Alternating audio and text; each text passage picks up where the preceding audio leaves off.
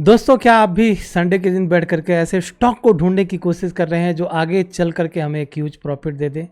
अगर आप ऐसे स्टॉक्स देख रहे हैं तो मैं आपको यहाँ पर हेल्प करने वाला हूँ। दो तीन स्टॉक हम लोग देखेंगे और जिसमें कुछ ऐसे स्टॉक्स रहेंगे जिसे हम लोग बाई करके कुछ दिन तक के लिए होल्ड करना है। जैसे प्रीवियस वीडियो मेरा आप जितने भी देखेंगे महीने भर के अगल बगल वाली जो भी वीडियो है उसमें इन्वेस्टिंग के लिए बहुत सारे स्टॉक्स दिया था, जिसमें सीमेंट सेक्टर से लेकर के और कहीं ना कहीं और भी बहुत सारे सेक्टर के स्टॉक्स थे जो आज के डेट में ह्यूज प्रॉफिट दे रहे हैं। उनको इस बात से कोई मतलब नहीं है कि मार्केट कहाँ जा रही है, क्योंकि उसे हम लोगों ने ऐसे लेवल पर बाई किया हुआ था जिस लेवल से उस स्टॉक को ऊपर जाना ही था, क्योंकि वॉल्यूम और उसका फंडामेंटल बहुत ही बढ़िया था। तो उसी तरह से आज हम लोग कुछ ऐसे स्टॉक्स देखने वाले हैं जिसमें आपको ऊपर जो नाम दिख रहा होगा, सबसे पहला नाम दिख रहा है टाइटन। तो क्या हमें टाइटन अभी यहाँ पर खरीदना चाहिए, जबकि टाइटन बहुत तेजी से भाग चुका है? मेरा जवाब रहेगा कि यहाँ पर नहीं, थोड़ा सा अगर डिप मिले तो बिल्कुल खरीदेंगे। तो जब हमें टाइटन नहीं खरीदना है तो और कौन सी कंपनी खरीदनी है, मैं आपको चार्ट के ऊपर लेकर के आता हूँ। अगर आप मुझे फॉलो करते होंगे तो कल्याण ज्वेलर आपके पास आज भी होगा, क्योंकि कल्याण ज्वेलर को मैं बहुत नीचे के लेवल पे बाई करवाया था। तो सवाल ये है कि क्या हम कल्याण ज्वेलर को अब जबकि इतना भाग चुका है तो अभी बाई करना चाहिए कि नहीं करना चाहिए? मेरा जवाब रहेगा क्योंकि यहाँ पर थोड़ा सा रिस्क हमारे पास ज़्यादा हो जाएगा, रिवॉर्ड कम होगा। तो अब कौन सा कंपनी है भाई जिसे हमें बाई करना चाहिए? और देखिए, एक चीज़ थोड़ा सा सीक्रेट समझ लीजिए, कोई भी ऐसा स्टॉक जो या कोई भी ऐसा सेक्टर जो भाग रहा हो और भागते हुए सेक्टर के अगर किंग स्टॉक को पकड़ लेते हो, उस सेक्टर के अच्छे स्टॉक को जिनका मार्केट कैप बहुत बड़ा है, अगर आप उस स्टॉक को पकड़ लेंगे तो आपको एक ह्यूज प्रॉफिट मिल जाएगा। सबसे पहले अगर मैं टाइटन की बात करूं तो डायमंड कटिंग एंड ज्वेलरी वाला जो इसका सेक्टर है, उस सेक्टर में सबसे पहला जो किंग है वो कौन सा है? टाइटन। उसके बाद से कौन सा आता है? उसके बाद से आता है राजेश एक्सपोर्ट्स। जी हाँ दोस्तों, राजेश एक्सपोर्ट्स का अगर मैं आपको चार्ट पर लेकर के चलूं, चार्ट के बाद से हम लोग फंडामेंटल देखेंगे, पहले चार्ट के ऊपर आते हैं। तो अगर मैं चार्ट के ऊपर आपको लेकर के आऊं राजेश एक्सपोर्ट, देखिए वहीं जहां पर टाइटन और कल्याण ज्वेलर बहुत तेजी से ऊपर की साइड में भाग रहे हैं और ये कंपनी अभी साइडवेज बनी हुई है। क्यों बनी हुई है? अगर आपको टेक्निकल एनालिसिस आती है तो आपको अभी तक समझ में आ गया होगा कि राजेश एक्सपोर्ट्स क्यों बना हुआ है साइडवेज। अगर नहीं आया समझ में तो चलिए मैं आपको यहां पर समझाता हूं टेक्निकल, उसके बाद से हम लोग फिर चलेंगे फंडामेंटल।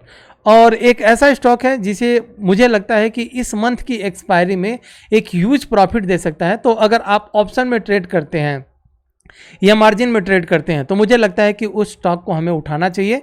थोड़ा सा महंगा तो है, लेकिन वो स्टॉक हमें एक ह्यूज प्रॉफिट देने की प्रोबेबिलिटी है। तो वीडियो के लास्ट तक बने रहिएगा और उस स्टॉक को मैं पूरा डिटेल में बताऊंगा। फिलहाल सबसे पहले हम लोग राजेश एक्सपोर्ट्स के देख लेते हैं। देखिए दोस्तों, जब कोई स्टॉक ऊपर की साइड में जाता है, ऐसे जब भी कोई स्टॉक ऊपर जाए तो जाहिर सी बात है उसे कहीं ना कहीं एक प्राइस से नीचे आना होता है। अब जब कोई स्टॉक नीचे आता है तो नीचे आकर के भी कहीं ना कहीं एक जगह पर उसे साइडवेज होना पड़ता है। जैसे ही वो साइडवेज हो जाता है तो हम लोगों को ये चीज़ समझनी चाहिए कि अगर ये स्टॉक साइडवेज हो गया है तो अब कहीं ना कहीं इसमें मूवमेंट अप साइड में होना चाहिए। मूवमेंट अब स्टॉक में अप साइड में हुआ है, कोई डाउट नहीं, यहाँ पर एक सपोर्ट लिया, अप साइड मोमेंटम हुआ है, लेकिन अब ये नीचे की साइड में भी आ रहा है। तो हमारा माइंड क्या कहता है, हम जब भी यहाँ पर बाई करते हैं हमें लगता है कि एक इस कंपनी का बॉटम बन चुका है, तो हम बॉटम आउट करने की कोशिश करते हैं। लेकिन कंपनी क्या करती है, आप अगर बॉटम पर इसे पकड़ भी लिए तो वो नीचे लेकर के आती है कहाँ पर? डबल बॉटम बनाने। तो वहाँ पर कुछ लोग डर जाते हैं, उन्हें लगता है कि अरे भाई 500 का स्टॉक खरीदा और ये फिर नीचे चलने लगी तो इसे बेच करके निकलो, फिर किसी और स्टॉक के ऊपर चले जाते हैं और फिर देखेंगे 10 दिन 15 दिन या 1 महीने के बाद से डबल बॉटम बना करके वही कंपनी इतनी तेजी से ऊपर जाती है, फिर बाद में पछतावा होता है कि काश मैंने उस कंपनी को होल्ड कर लिया होता तो आज के डेट में हमें ह्यूज प्रॉफिट होता। तो दोस्तों, राजेश एक्सपोर्ट्स में कुछ इसी तरह का सिनारियो चल रहा है। मैं आपको यहाँ पर दिखाना चाहूँगा कि कहीं ना कहीं ये कंपनी एक बॉटम बना करके ऊपर निकली, नीचे आ रही है, तो हो सकता है यहां पर एक डबल बॉटम बना करके और बड़ी तेजी से ऊपर निकले। रीजन ऊपर निकलने का कि इसी सेक्टर से टाइटन और कल्याण ज्वेलर। कल्याण ज्वेलर अगर आप देखोगे तो बहुत दिन तक एक साइडवेज जोन में था, और कल्याण ज्वेलर एक बार नहीं कई बार मैंने लोगों को खरीदवाया है। अगर आज भी उनके पोर्टफोलियो में होगा तो कल्याण ज्वेलर से एक ह्यूज प्रॉफिट मिल रहा होगा। लेकिन छोड़िए, अगर नहीं है तो क्या हमें राजेश एक्सपोर्ट्स को खरीदना चाहिए, जिसमें रिस्क हमारे पास बहुत कम है लेकिन रिवॉर्ड हमारे पास बहुत ज़्यादा है? मेरा जवाब रहेगा बिल्कुल। क्यों? क्योंकि हम इसका अब चेक करेंगे डीएनए। अगर डीएनए टेस्ट में ये कंपनी पास होती है तो फिर हम लोग इस कंपनी को बाई जरूर करेंगे। आइए, इस कंपनी का सबसे पहले मैं आपको यहाँ पर अपना कैमरा बंद कर देता हूँ ताकि आपको क्लियर दिखे सब कुछ। तो यहाँ पर हमें सबसे पहले देखना क्या होगा कंपनी का। सबसे पहले मार्केट कैप देखिए, मार्केट कैप में कोई कमी नहीं है। उसके बाद से आपको अगर इस कंपनी को बाई करना है तो आपको यहां पर यह देखना होगा कि क्या हम जिस भाव पर, मान लीजिए 585 के भाव पर अगर खरीदने जा रहे हैं तो वो अपने बुक वैल्यू से कितना भागा है। दोस्तों, बुक वैल्यू मात्र 422 करोड़ है, सॉरी 422 रुपीस है, ठीक है। बुक वैल्यू इसका 422 है। तो अपने बुक वैल्यू से ये कितना भागा है फ्रेंड्स? कितना भागा है? मात्र 1.39 ही भागा है। अब अगर हम किसी कंपनी को बाई करने जाते हैं तो प्रोमोटर होल्डिंग का स्टेक और उसके बाद से डेट उस कंपनी का देखना बहुत जरूरी है। अब अगर हम प्रोमोटर होल्डिंग का स्टेक यहां पर देखें 54, जो अपने आप में एक ह्यूज है, वहीं अगर प्रोमोटर होल्डिंग का स्टेक हम देख रहे हैं तो लगे हाथ हम लोगों को देखना है प्लेजिंग है नहीं कंपनी में। अब आते हैं कंपनी के डेट में। डेट कंपनी का मात्र 813 करोड़ है, लेकिन दोस्तों कंपनी में रिजर्व इतना ज्यादा हो चुका है कि कहीं ना कहीं कंपनी डिविडेंड भी स्टार्ट कर दिया है देना। तो इस तरह से हम लोगों को देखना है। अब इस कंपनी का आरओई और आरओसी थोड़ा सा नीचे है। वो नीचे इसलिए है क्योंकि प्राइस अभी भी नीचे है, लेकिन जैसे ही प्राइस ऊपर भागेगा हमें एक इसमें चेंजेस देखने के लिए मिलेगा। लेकिन क्या ये भाग सकता है कि नहीं भाग सकता है, हम आएंगे प्रॉफिट एंड लॉस स्टेटमेंट में दोस्तों, और यहां पर हम देखने की कोशिश करते हैं कि कंपनी अगर सेल्स कर रही है तो कैसे सेल्स कर रही है। आप 2013 से डेटा को उठा करके देख लीजिए कंपनी किस तरह से सेल्स कर रही है फ्रेंड्स। बहुत ही जबरदस्त इस कंपनी का सेल्स है। और वहीं अगर कंपनी के नेट प्रॉफिट को आप देखोगे तो नेट प्रॉफिट आप देखिए किस तरह से ये company year on year profit लेकर के जा रही है। तो हमें यहां पर यह समझ में आ रहा है कि कंपनी जब ईयर ऑन ईयर प्रॉफिटेबल हो चुकी है और कंपनी में एक अच्छा खासा करेक्शन बन चुका है, और उस करेक्शन के साथ उसी सेक्टर के जो दूसरे शेयर हैं वो बड़ी तेजी से भाग रहे हैं, अब हमें इसमें पोजीशन बनाना चाहिए। तो ये होता है एक साइन अच्छे स्टॉक को अच्छे लेवल पर बाई करने का। तो मुझे तो लगता है कि अब यहां पर आप लोगों को चीजें पूरी की पूरी क्लियर समझ में आ चुकी होंगी, ठीक है। तो राजेश एक्सपोर्ट्स को पहले, उसके बाद से दोस्तों जो दूसरा स्टॉक है जिसे मैंने बताया था कि हमें जो है कहीं ना कहीं एक्सपायरी, मतलब जो लोग ऑप्शन में ट्रेड करते हैं, ऑप्शन में जो लोग भी ट्रेड करते हैं इस स्टॉक को जरूर देखना चाहिए।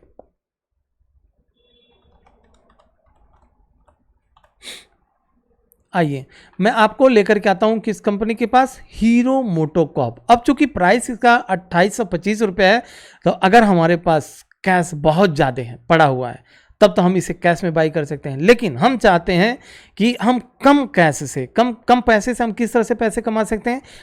पहला ऑप्शन होता है मार्जिन में ट्रेड करना। अगर मान लीजिए हमारे पास 25,000 रुपये हैं या 50,000 रुपये हैं, तो पहला ऑप्शन तो या तो हम ऑप्शन में बाई कर लें, या अगर हम मार्जिन में बाई करते हैं तो मार्जिन बाई करने के लिए आपके पास एंजल ब्रोकिंग का अकाउंट होना चाहिए। एंजल ब्रोकिंग का डीमेट अकाउंट अगर आपके पास नहीं है, डिस्क्रिप्शन बॉक्स में या टेलीग्राम का लिंक मैंने डिस्क्रिप्शन बॉक्स में डाल करके रखा हुआ है, आप जा करके ज्वाइन कर लीजिएगा। और मेरे दिए हुए लिंक से अगर आप डीमेट अकाउंट ओपन करते हैं फ्रेंड्स, तो मैं आपको हेल्प कर दूंगा कि किस तरह से आप मार्जिन में बाई करते हैं। मान लीजिए अगर आपके पास 25,000 30,000 रुपये हैं और इसका प्राइस 2825 रुपया चल रहा है, और इसका लॉट साइज मेरे ख्याल से कितना होगा, 150 200 यही होगा। तो आप चाहते हैं 25-30 हज़ार रुपये में 100 शेयर बाई करके रख लें, और ये कंपनी अगर ऊपर की साइड में जिस तरह से यहाँ पर, क्या कोई भी कंपनी जब भागती है और एक जगह आकर के रुकता है दोस्तों, तो वो हो जाता है साइडवेज, ठीक है, साइडवेज हो चुकी है। जिस दिन ये ब्लास्ट हुआ आपको ऊपर का लेवल दिखाएगा।